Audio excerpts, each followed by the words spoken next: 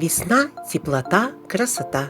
Здравствуйте! В Шымкенте по всем соцсетям только и разговоров об новой инсталляции, как формы современного искусства. Но это такая пространственная композиция в виде букв с названием нашего города – Шымкент. Но самое интересное, шымкентцы думают, что это квест. И сами шымкентцы решили, что это увлекательная поисковая игра, или акимат решил поиграть с шымкентцами, раскидал буквы по всему городу. Давайте мы вместе с вами пройдемся по Шымкенту, и я вам покажу буквы, которые мы уже нашли.